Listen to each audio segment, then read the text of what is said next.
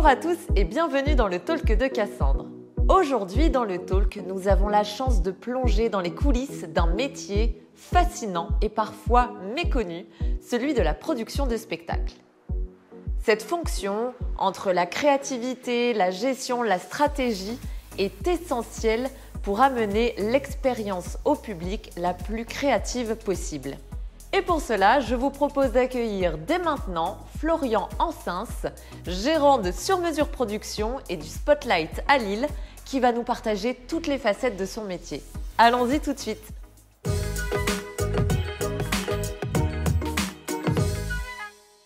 Bonjour Florian et bienvenue dans le Talk de Cassandre. Merci Cassandre, merci de ton accueil. Avec grand plaisir, je suis ravie que tu sois avec moi aujourd'hui.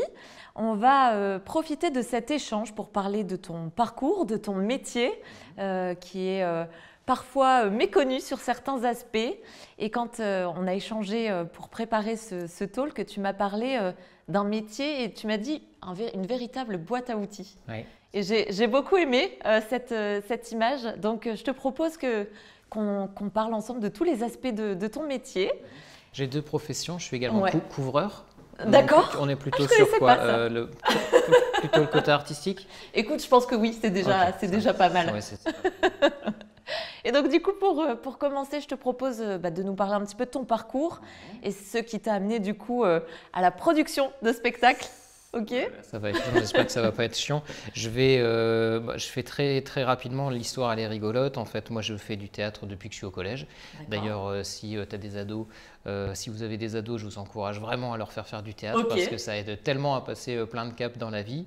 Je fais du théâtre au collège, j'en fais au lycée en option un peu plus sérieuse, tu vois, littéraire. Je pars à la fac de droit parce que j'avais pas du tout de projet professionnel et là je rencontre 3 personnes, on est 4 en fait plus exactement et on décide de monter une troupe à la fac, une troupe de théâtre en fait, de saltimbanque et à un moment on s'amuse tellement et c'est tellement sympa qu'on décide d'abandonner les études.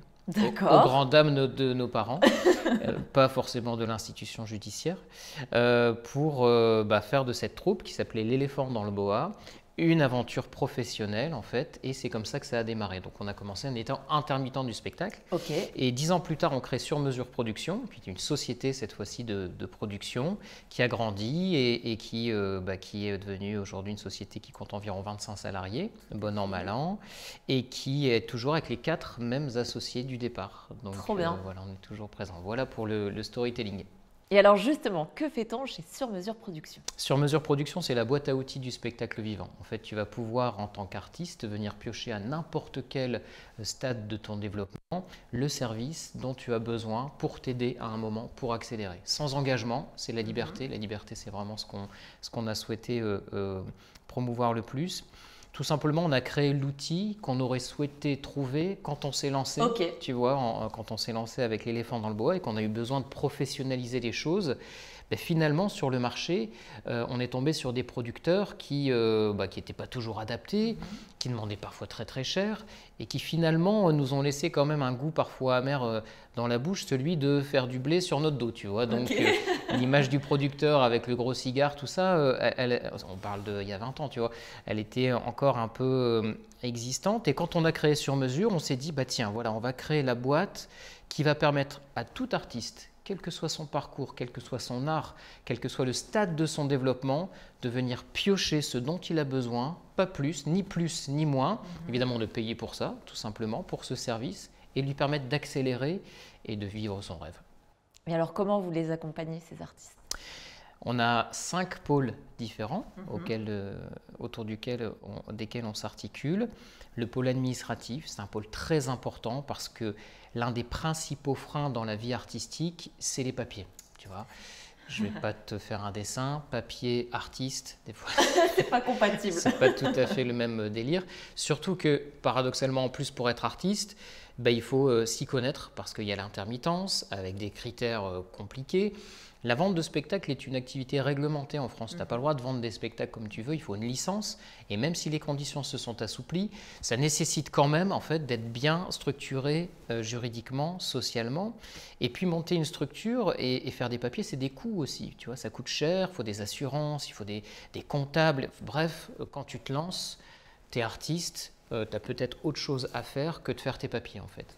Donc on leur libère du temps avec le pôle administratif. Deuxième pôle, la diffusion, parce que forcément quand tu es un artiste, tu veux faire connaître ton travail. Donc nous on a un pool de commerciaux en fait qui va aider les artistes à structurer leur offre, à parler avec les codes que comprennent les programmateurs pour pouvoir accélérer aussi de ce point de vue-là.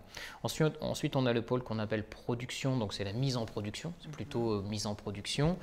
Tu as un contrat, on a une équipe qui va organiser ce contrat, VHR, accueil technique, etc. J'essaie d'aller vite parce que sinon ça peut être très long. On a également le pôle création et ça c'est une belle originalité qu'on a gardée, c'est un peu un vestige de nos débuts, c'est-à-dire que chez nous on a de façon permanente 3 menuisiers et 2 décoratrices, en fait une scénographe, une décoratrice, qui construisent. Et on aime bien ce côté aussi, on n'est pas que dans la gestion intellectuelle, on aime bien aussi ce côté faire par des menuisiers, des gens passionnés, pour donner aussi à ces artistes qui ont besoin dans la boîte à outils de venir piocher pour un décor, des costumes. Ouais. Ça marche aussi pour des agences de communication. Tout à fait. On a déjà eu l'occasion de travailler ensemble.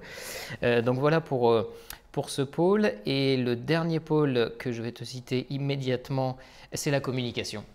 Évidemment, la communication. Quand tout est en place, il faut communiquer. C'est ça, on communique, on travaille son image, on travaille sa presse, les médias aussi. Et là également, les artistes vont pouvoir venir demander du conseil et nous, on va également pouvoir leur faire bénéficier d'un réseau de free. Parce que tu penses bien qu'à 25, on n'est pas capable de tout faire. Donc, on va aussi chercher les bonnes personnes pour les mettre en relation et coordonner tout ça. Voilà la boîte à outils sur mesure production. C'est assez complet, c'est beaucoup de travail, mais c'est vraiment passionnant. Et c'est surtout qu'on a vraiment le sentiment d'être utile. Tu vois, il y a vraiment cette utilité. Et c'est assez innovant, si tu veux, sur mesure production parce que on remet l'artiste dans sa place d'entrepreneur. Et là, il y a un changement de paradigme assez important et qui part du fait qu'un producteur, au début, c'est quoi? À l'origine, le producteur, il est là pour avancer de l'argent. Tu vois, à l'origine, en fait, c'est avec le développement du divertissement. On est au 19e siècle en France, on a besoin de louer des théâtres, on a besoin d'argent, et ça, les artistes l'ont pas. Donc, le producteur vient et avance de l'argent. Avance de l'argent également pour faire de la communication. Mais finalement, tu vois, quand on regarde à notre époque, l'argent, il faut l'avancer évidemment, mais parfois la billetterie, elle compense assez rapidement quand tu as déjà une notoriété. Donc, le rôle du producteur, il n'est plus là. Tout à fait là. Et encore pire quand tu pense à la notoriété, à la communication. Aujourd'hui, le premier vecteur de communication, c'est un vecteur gratuit, c'est les réseaux sociaux. Donc, il n'y a plus besoin d'avancer et finalement, l'artiste, qu'est-ce que lui demande Instagram, qu'est-ce que lui demande Facebook ou TikTok? De se faire sa propre promo, tu vois. Et donc, que vient faire le producteur dans cette équation? Il doit être un facilitateur, tout simplement. Et c'est pour ça également que chez Sur Mesure, on veille à leur laisser leur liberté, à leur laisser leur libre arbitre, les laisser prendre toutes les décisions nécessaires pour les faire avancer. Et ça se retrouve également dans l'équilibre financier. C'est-à-dire que là où autrefois, c'était 80-20 dans la répartition des bénéfices pour le producteur, j'exagère un peu, mais on n'en est pas loin, c'est complètement inversé aujourd'hui, c'est-à-dire que ces 80% vont plutôt vers l'artiste. Voilà. Donc c'est ce qu'on appelle un modèle plutôt de production exécutive ou production déléguée, un peu hérité du cinéma finalement, mais c'est assez novateur, c'est un producteur, on va dire, nouvelle génération, qui est entre je suis un artiste et je suis seul et je fais tout moi-même, et je suis 100% produit, on est vraiment entre les deux. Top, merci pour cette précision, cette explication parfaite de tout ça, écoute, très très clair. Parfait. Quelle a été ta première expérience en tant que producteur de spectacle? La première expérience, finalement, on s'aperçoit que producteur de spectacle, à partir du moment où tu décides de monter un spectacle et de vendre des tickets, tu deviens déjà producteur. Donc, même une expérience amateur. Et donc, ma première expérience, je pense que ça doit être des tickets qu'on a vendus pour faire un spectacle potache qui devait s'appeler à l'époque Vu à la télé ou presque, qui avait lieu au théâtre de Douai. D'accord. Et on a vendu nos premiers tickets comme ça, avec des carnets à souche, tu vois, en papier qui se déchiraient. Voilà, vert, jaune ou rouge. Et donc, c'est là où on a commencé effectivement à vendre, à avoir cette action de production. Alors ça, c'est pour le côté vente, puis l'action de production pour le côté j'organise, où on a effectivement fédéré des talents, écrit des textes, fait des décors, donc à notre échelle évidemment, mais c'était déjà vachement bien. Et je me souviens d'une grande émotion au tombé de rideau de ce premier spectacle qui était complet, parce que c'était la fac, et tu vois, et c'était sympa. Et du coup, grande émotion et c'est ces émotions-là qui te donnent aussi envie d'ouvrir ces portes-là à d'autres. Donc ça, c'était il y a, C'était il y a 20 ans. On n'insiste pas là-dessus. Il y a environ 25 ans, ça passe tellement vite. Ça marche. Et donc depuis, j'imagine que ton métier a évolué, il s'est transformé. Justement, est-ce que ton métier maintenant est différent? Moi aujourd'hui, je suis chef d'entreprise, tu vois, sûr. on est plusieurs, on est 4 associés, donc on pilote ce petit groupe, cette petite colonie de vacances avec beaucoup d'enthousiasme, mais bon, du coup on gère plus de social, on gère du monde, on est également là pour faire éclore des talents. Ce qui est hyper émouvant aussi, c'est de faire arriver des jeunes dans la boîte, les voir grandir, essayer de les garder le plus longtemps possible. Mais ça, c'est super parce que nous, on croit tellement à ce qu'on fait que c'est... Tu vois, quand je recrute un menuisier qui posait des fenêtres à la chaîne dans des HLM et qui vient de faire des décors et qui exprime sa passion, moi, je suis heureux, quoi, tu vois, c'est vraiment chouette. Donc oui, de ce point de vue-là, ça a changé, mais on a quand même gardé le souhait de toujours faire de la scène. Moi, j'ai gardé le côté écriture. J'écris toujours les spectacles. J'écris, là, je viens de faire une adaptation, par exemple, du Magicien d'Oz, tu vois, et je continue de jouer, ainsi que mes associés, parce qu'il nous semble vraiment indispensable, quand tu donnes des conseils à un artiste, d'avoir vécu les choses. Bien sûr. Si tu veux, c'est toute la différence entre un producteur qui n'est jamais monté sur scène et un producteur qui sait ce que c'est qu'un plateau, qui peut comprendre les craintes de l'artiste aussi, qui peut comprendre ses aspirations et qui est là aussi pour donner des conseils qu'il a éprouvés lui-même dans le corps, tu vois. Quand on est sur le plateau et que je fais un petit acte de mise en scène avec un artiste, quel qu'il soit, eh ben, il sent tout de suite que je sais de quoi je parle parce que moi aussi je fais de la scène et que c'est un conseil qui est dans le concret et qui n'est pas dans le monde des idées, tu vois, qui est juste dans fais-le. Et tu vas voir, ça va sûrement mieux se passer.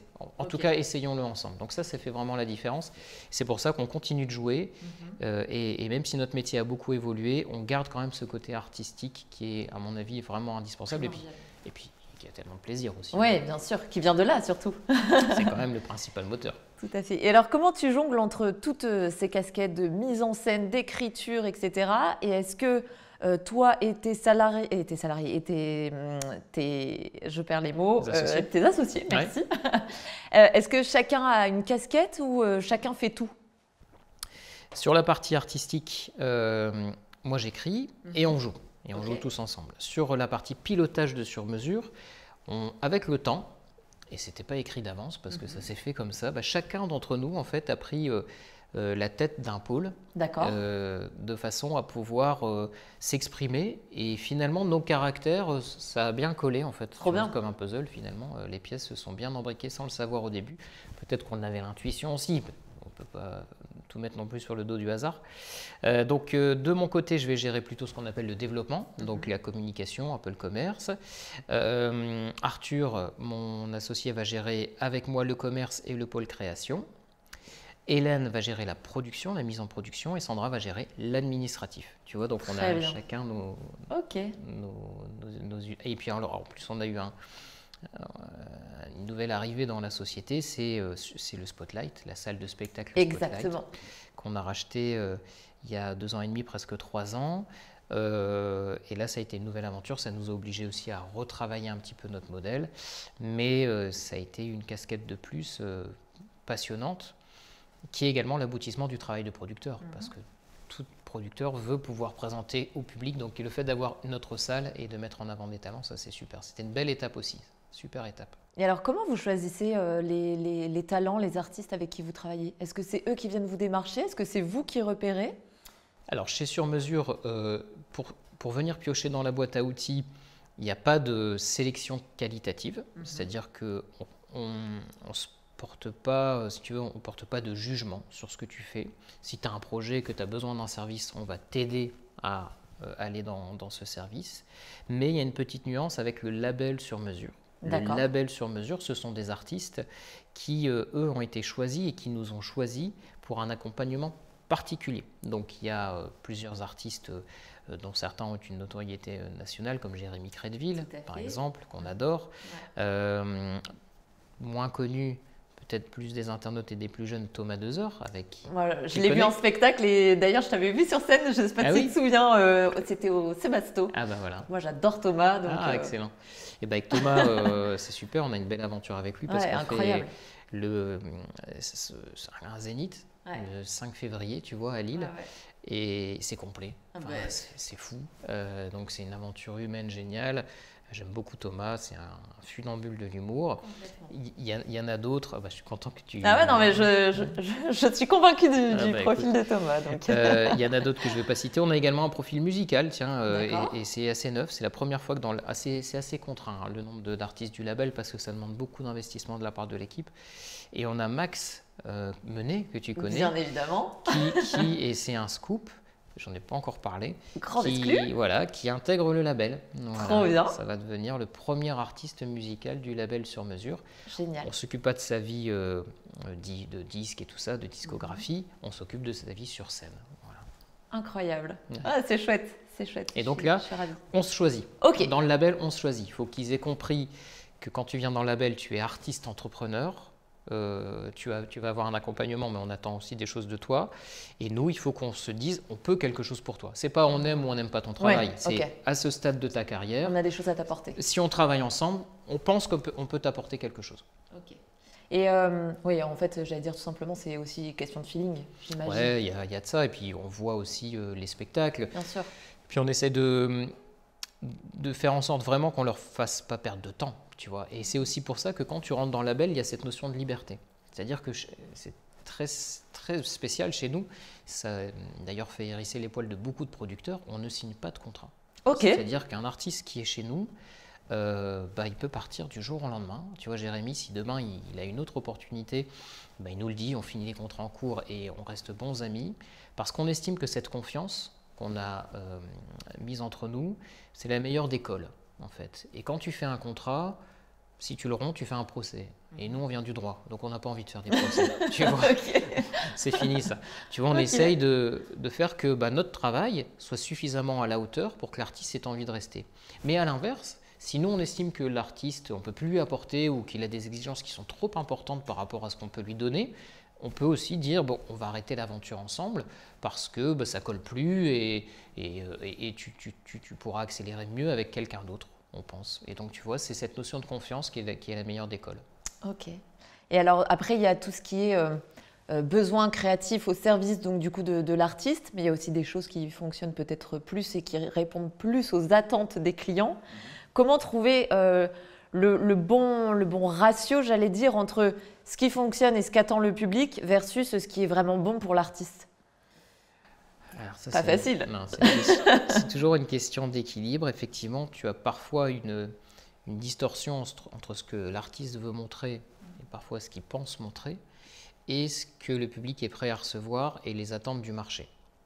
Alors là, c'est vrai que nous, en tant que producteurs, en tant que conseil, il va falloir trouver les mots, il va falloir trouver les inflexions, les suggestions pour faire en sorte que l'artiste, qui est sûr de son fait, puisse comprendre qu'à un moment, le marché, le public, ne l'attend pas là-dessus ou attend quelque chose de différent. Mais après, ça reste l'artiste le patron. Ouais. Tu vois, donc si, après avoir essayé de faire comprendre des choses, ça n'avance pas, c'est comme ça, tu vois, on peut pas... La matière artistique, c'est quand même quelque chose qui est chevillé au corps des gens, tu vois, et parfois on peut se tromper aussi, tu vois, on peut dire... Ça marchera jamais. Et puis ça, c'est l'histoire de la production. Hein, tu vois, il y a quand même des mecs qui ont pas signé les Beatles, quoi. Tu vois, ça marchera, ça marchera jamais. Et puis finalement, il y a des erreurs, tu vois, parce que nous-mêmes, on arrive avec notre bagage, un peu de rationalité, une analyse du marché, notre sentiment, mais notre sentiment, il prend quand même une part assez importante. Donc, on peut se planter. Ça, c'est évident, évident. Et comment tu accompagnes dans la mise en scène et dans l'écriture sans aller dénaturer justement ce que tu disais, la véritable nature de l'artiste? Alors, Parfois, il y a des artistes déjà qui ne travaillent pas l'écriture avec nous, ni la mise en scène. Ok. Tu vois, par exemple, Jérémy, on n'écrit pas pour lui, on ne fait pas sa mise en scène. D'accord. D'ailleurs, je peux donner un petit scoop, encore un scoop. Dis donc. Jérémy Crédville est en train de travailler sur un nouveau spectacle qui va s'appeler Enchanteur. D'accord. Et qui potentiellement va être mis en scène par un nom de la chanson française assez connue, assez contemporaine. Je vais juste dire ses initiales qui sont BM. Voilà, vous verrez ce que ça peut donner. Je ne vais pas l'annoncer maintenant, mais c'est quand même un scoop important. Jérémy repart en tournée, ça sera à partir de septembre 2025 jusqu'en décembre 2025 en rodage, et ensuite il va faire des grandes salles en 2026. Et donc, qu'est-ce que je te disais? Oui, il y a des moments où effectivement, Jérémy, on n'intervient pas sur son écriture. Là, j'ai travaillé un petit peu avec lui sur la scénographie, mais il a déjà ses réflexes. Par contre, il y a des artistes qui nous commandent des textes, et notamment Émilie Delettré, qui m'avait commandé à l'époque un spectacle qui s'appelait Le Journal d'une Majorette. Alors là, t'écoutes.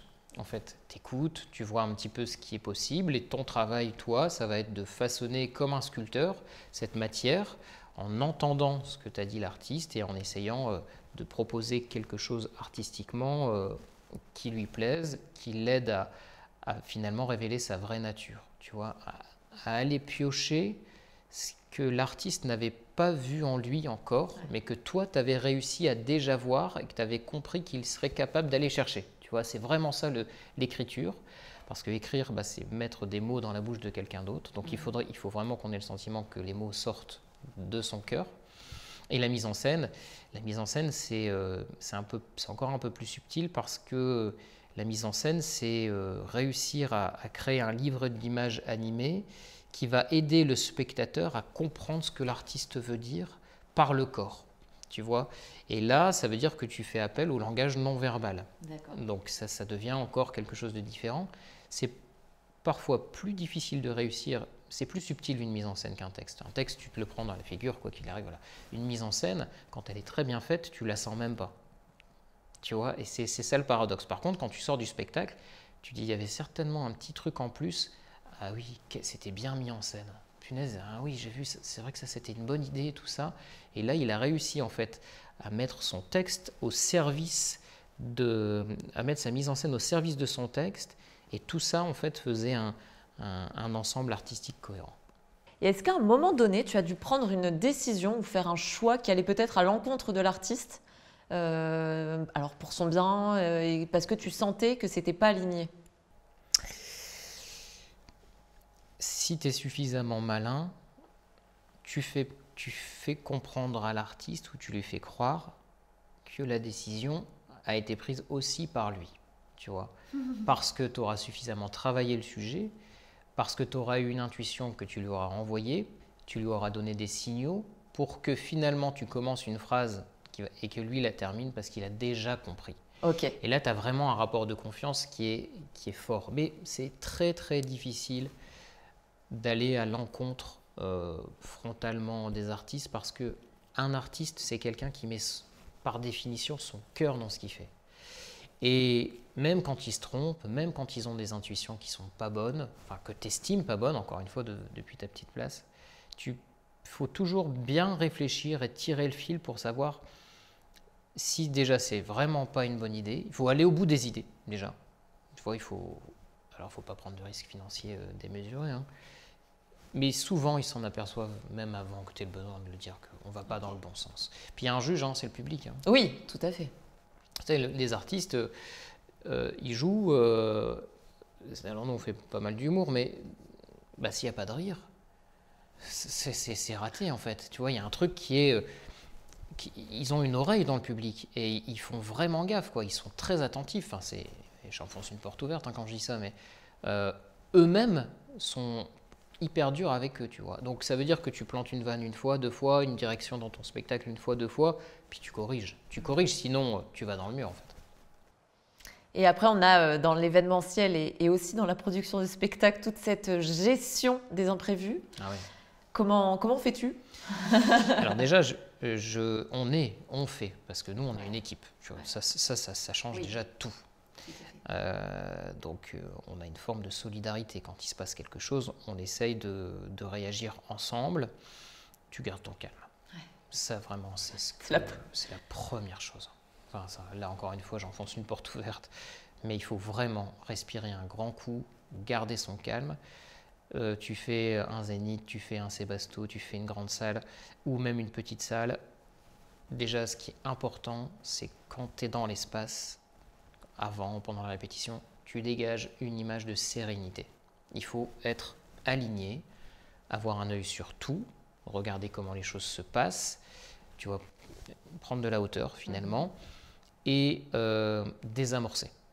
Immédiatement, les petits soucis, tu désamorces. Mais d'abord, ton attitude à toi va donner le là de ce qui va se passer sur le plateau. Ton artiste, il va être stressé, parce que c'est normal. 2 heures après, c'est lui qui est sur le plateau. C'est toi, ton nom, tout le monde s'en fout en fait, hein, et ils ont bien raison les gens. Son nom à lui, c'est lui qui est sur les réseaux, c'est lui qui va se faire bâcher, c'est lui qui... Tu vois, toi, on ne parle même pas de toi. Donc c'est lui qui prend le risque. À partir de là, il faut que lui puisse se raccrocher à une image d'autorité naturelle, tu vois, qui va le rassurer. Et si toute l'équipe autour de lui, comme des petites fourmis, fait les choses tranquillement, si ça se passe bien, s'il y a un petit couac avec les techniciens, parce que par exemple, on prend du retard, tu vois, comme ça arrive tout le temps, on peut pas, c'est rare qu'on prenne de l'avance, parce que le plan de feu a été plus long à monter que prévu, etc. Tu vas faire le tampon. Tu vas aller voir ton artiste, tu vas dire tout va bien. Ça va, on a pris 5 minutes de retard, mais prends un petit café, ça va bien se passer. Et puis, tu vas aller voir les techniciens, tu vas leur mettre un petit coup de pression aussi, mais gentiment, parce qu'en fait, si tu tends tout le monde, l'ambiance est merdique. On vend de la bonne humeur hein, quand même. Ouais. On n'est pas là, tu vois ce que je veux dire. On n'est pas là nous-mêmes pour se faire des ulcères à l'estomac. Donc, on s'en fait, hein, bien évidemment. Mais essayons de faire en sorte que le plaisir qu'on va donner au public va se retrouver dans notre ambiance, dans notre salle, dans notre façon de travailler, dans notre équipe, tu vois. Essayons de faire ça avec de l'exigence. Toujours avec de l'exigence quand même. Parce que si tout le monde est à son poste et tout le monde est hyper exigeant, avec soi-même déjà, ça roule. Et quand ça roule, c'est zen. Et derrière l'artiste, il le sent. Il est rassuré. Et lui, il n'a plus qu'à faire son taf et délivrer sa performance et être à 100%. S'il doit s'apercevoir qu'il y a un projecteur qui clignote là, qu'il y a un retour qui ne marche pas là, ça c'est pour la technique, et on sait que ça arrive souvent parce que la technique, le principe, c'est que ça marche tout le temps jusqu'au moment où ça ne marche plus. Exactement. C'est quand même terrible. Mais s'il sent qu'il a vu que le problème était géré, c'est bien, lui délivre sa prestation. Nous, on est là pour mettre en place toutes les conditions pour que lui puisse délivrer la meilleure façon, la meilleure prestation possible. Si on parle un petit peu scénographie maintenant, selon toi, comment une scéno peut complètement transformer un spectacle et être au service du coup de l'artiste? Déjà, on peut refaire la différence entre une scéno et un décor. Okay. Ça, c'est important. Le décor est un élément de la scéno. La scéno va vraiment être une façon de raconter déjà quelque chose à l'ouverture du rideau pour le public. Alors un décor aussi, tu vas me dire, mais sauf que dans la scéno, on va ajouter les lumières, on va ajouter la vidéo potentiellement, on va ajouter le son, on va ajouter la draperie, comment tout ça se passe.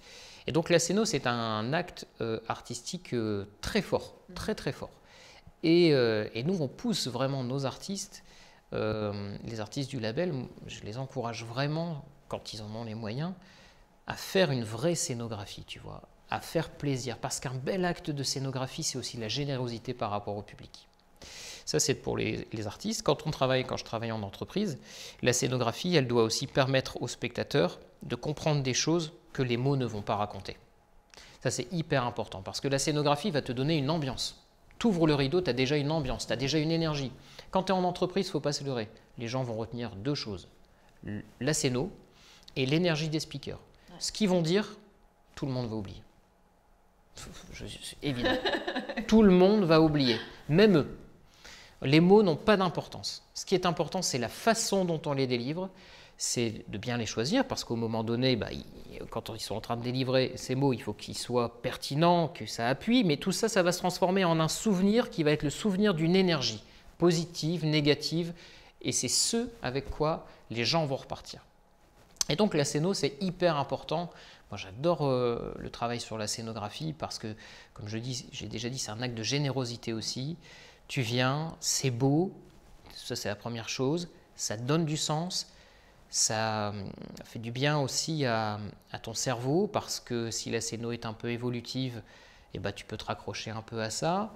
Et c'est vrai qu'avec certaines agences, on a beaucoup de plaisir à travailler sur des belles scénos dont on se souvient en fait. Toi qui bosses beaucoup en événementiel, tu te souviens pas de ce que les gens ont dit. Ouais, Par contre, tu vas te souvenir. Ah, tu te souviens, il y avait ça sur C'était scène. quel événement? Ah, c'est celui où on a mis une montgolfière. Ouais, t'as raison. Mais oui, Tu vois. complètement. Mais tu vas pas dire, ah oui, c'est celui où il a annoncé plus 10% de chiffre d'affaires. Non, ça, tu t'en fous, ça, en fait. Et même les gens, même les spectateurs, ils s'en fichent, en fait. C'est pas ça qu'ils veulent ressentir. Ils attendent de leurs dirigeants une énergie. Ça, quand les dirigeants l'ont compris et qu'ils font des prises de parole comme ça, t'as déjà bien avancé, quoi. Oui, alors que souvent, c'est un poste sur lequel on va avoir un peu plus de mal, enfin, où on va freiner le budget. C'est tout l'inverse. Ouais, je suis assez d'accord. C'est tout l'inverse. Il faut vraiment faire exactement l'inverse. Et que c'est vraiment au service du message et au service de l'événement. Complètement. Et ça ne veut pas dire que ça doit être des choses dispendieuses. Hein. Tu vois, ça peut être des choses simples, bien faites, inspirées. Une belle scéno, ça peut être 4 cubes bien mis en lumière que tu vas utiliser dans une mise en scène de façon intelligente en fait. Tu vois, c'est pas forcément mettre des 1000 et des 100. Ça dépend de la salle dans laquelle tu es en fait. Évidemment, si tu fais un zénith avec 4 cubes, oui. Bon, c'est un peu décevant. Mais quand même, tu vois. Et puis, c'est une marque souvent de modernité. Une scéno, elle va aussi marquer un peu une époque, parce que c'est une tendance aussi, oui. Tu vois. Une scéno, c'est une tendance. Donc, ça va être des couleurs, ça va être une mode, tu vois. Est-ce qu'on se sert plus de tissu, plus de vidéos, etc., etc. Une scéno va marquer aussi dans le temps ton événement. Alors que souvent, les entreprises, quand même, d'une année sur l'autre, elles racontent quand même un petit peu toujours la même chose. Faut pas se leurrer, tu vois, quand même. Enfin, même si c'est passionnant, même si j'adore ça, c'est toujours un petit peu la même chose. Tu as commencé à en parler de la relation entre l'équipe technique et l'artiste. Est-ce que c'est toujours la même équipe technique associée à tel artiste? Comment se fait cette équipe et cette relation? En fait, il y a plusieurs façons de procéder et ça dépend un petit peu le stade dans lequel sont les artistes dans leur développement de carrière. Les artistes qui sont en développement ne vont pas avoir les moyens souvent de se balader avec leur propre régisseur. Pourquoi? Parce qu'ils vont écumer des toutes petites salles. Et là, bon, déjà, les salles sont parfois pas pleines. Et du coup, ils vont aller dans des salles où il y a des régisseurs qui sont fournis par les salles. Tout à fait. Donc là, ça c'est au premier stade du développement. C'est un peu difficile parce qu'il faudra expliquer à chaque fois au régisseur. J'en parlais avec une artiste justement hier, Lisa Perriot pour la citer, qui fait partie du label, qui est une très belle artiste d'ailleurs, qui vient du théâtre classique et qui a un spectacle seul en scène d'humour qui est brillant. C'est une interprète incroyable. Elle est au Petit Palais des Glaces d'ailleurs, je vous invite à aller la voir si vous êtes Petit Palais des Glaces, je vous invite à aller la voir si vous êtes sur Paris. On en discutait, c'est épuisant. De ne pas avoir ton équipe technique parce que tu dois réexpliquer ton spectacle. Et à ce moment-là, tu mets telle musique, waouh, c'est chaud en fait, c'est plus fatigant que le spectacle.